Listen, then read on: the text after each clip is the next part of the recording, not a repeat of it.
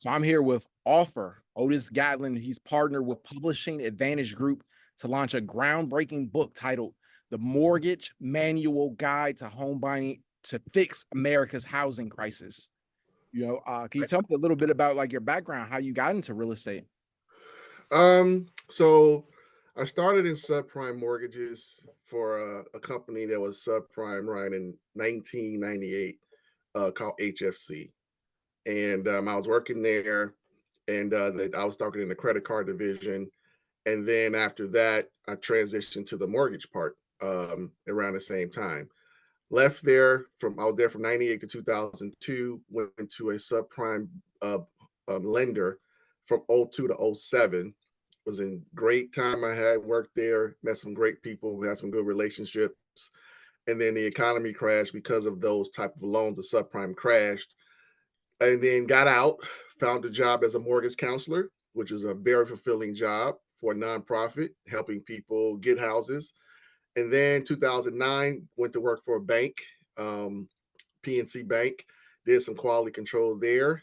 Got laid off in 2013, and then went back to the mortgage industry and servicing on foreclosures around 2014 to 2015.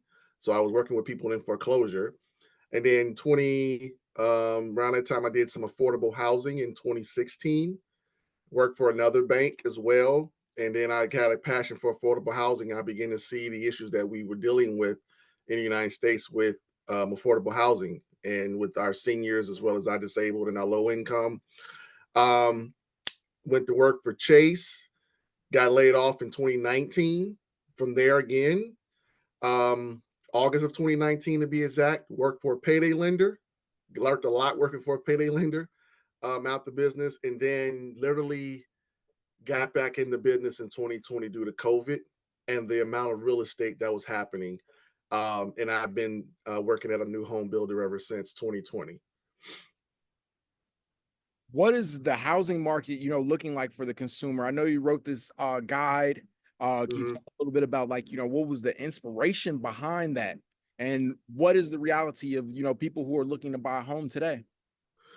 Well, being in the mortgage business, people always ask me, okay, how's interest rates or how's the housing, you know, industry right now?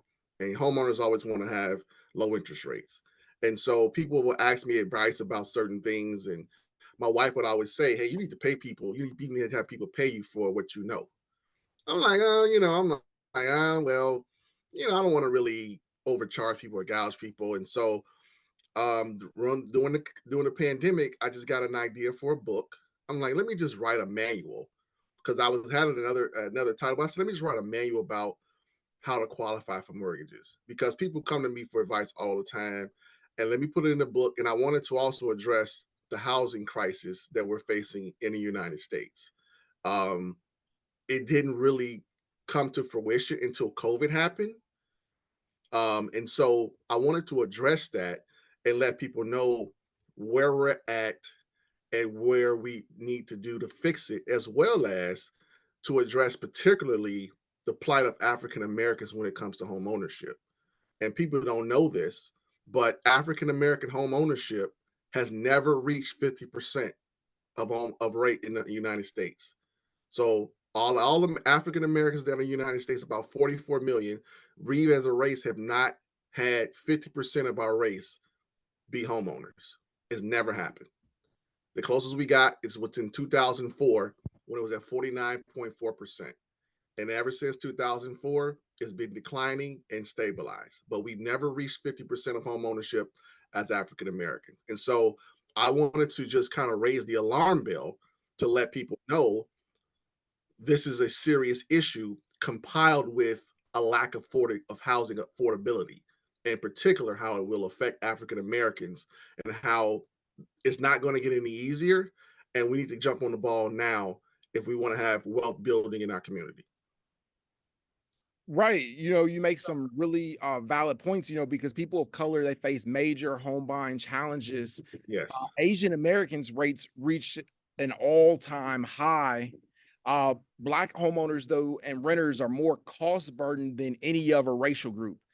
Less than Yes. 10% of Black renters could afford to buy the typical home. Do you feel that's evidence of white supremacy or systemic oppression? Theirs has been historically been we've been locked out of home ownership.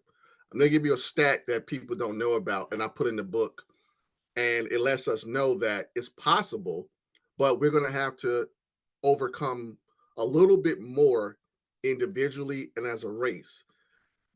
For instance, the Fair Housing Act was passed in 1968 that gave that prohibited discrimination based upon race. That law was passed in 1968 after the death assassination of Martin Luther King.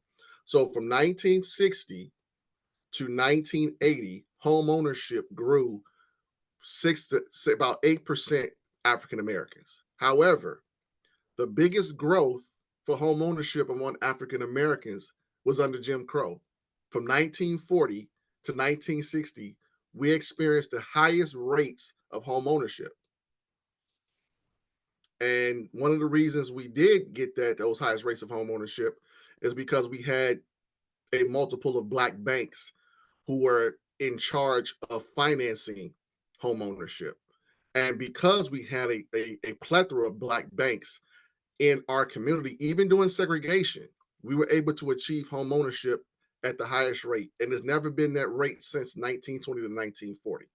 And so, with all the things you talked about, with the racism, the discriminatory practices that have happened in our community, the good news is there's more access now than we've ever had.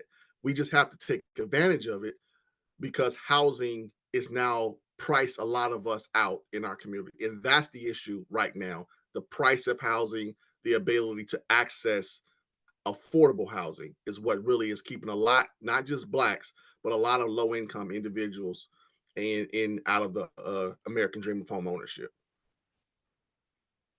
A lot of people would say that, President Biden is, Mm. helped housing costs. Have you seen a difference with the presidency of Trump and the presidency of Biden, how it affects the housing market? Does that matter? It does matter because I work in the industry. So what the President Biden has done, just to give you on FHA, FHA is the biggest recipient of the biggest mortgage program that home Black homeowners use to buy a home. FHA. Um, Under Obama, FHA was reducing their fees.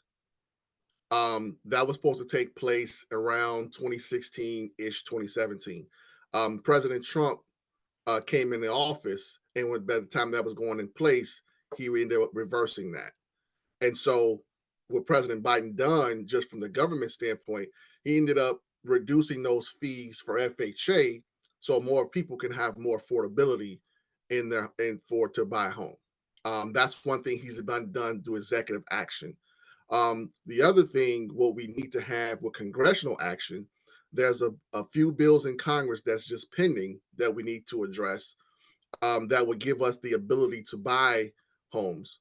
For instance, the Down Payment Toward Equity Act, that's pending legislation that would allow first time and first generation home buyers to get a grant of $25,000 for down payment assistance.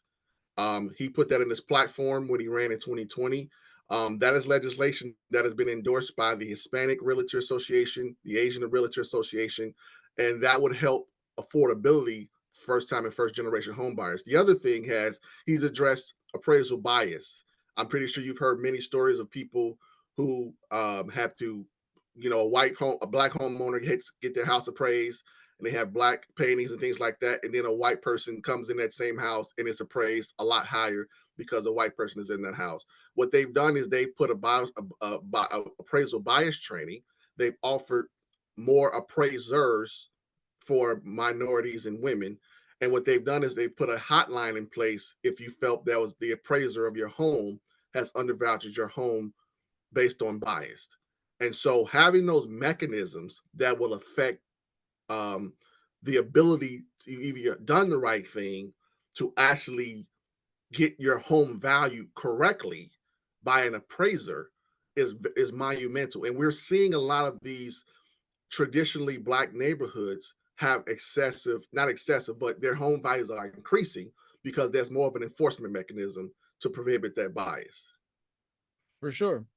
Since the financial crisis in 2008, Yeah. seen single family homes being bought by mega investors. By 2022, investors accounted for nearly 30% of sales of single family homes, up from an average of 16% just 3 years earlier. How do you feel about that? Well, there was some pending legislation that was introduced by Democrats to limit that to a certain percentage, but the legislation really didn't have a lot of teeth, in my opinion. They would have to divest by 10 years. So we're talking about 2034 that they will have to fully invest. The issue that there we have is we have a housing shortage. And so unfortunately, the capitalism has got in the way to not fix that shortage, but to enhance that shortage. During the 2010s was the lowest decade for us to build houses after the crash. We built 12 million houses in the 2000s, right? 2010s, from 2010 to 2019, we built 6.9 million homes. So there was a disinvestment in home building. We are right now, I just read an article, I believe we're right now 4.5 million homes short of homes being built right now because home growth has not kept up with population growth. So the way to do this is going to have to require congressional action because the free market is not going to fix it, right? I tell people I want to have more housing available, but we need to have affordable housing.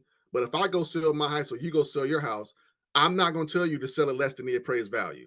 You know what I'm saying? It Most doesn't definitely, make sense for you to sell it less than what it's worth.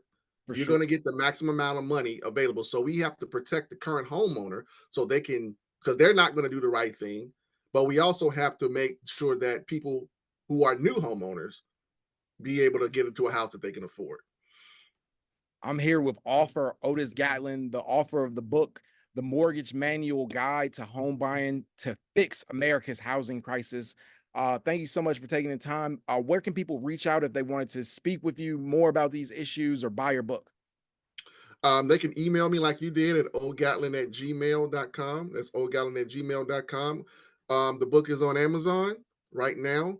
And we just need to make sure that people are educated and instructed to get the homes that they need. But that's the better way to contact me. Definitely. Thank you so much for taking the time. I really appreciate you. All right, Ryan, enjoy your day and stay cool, man. You too, Otis. All right, you too.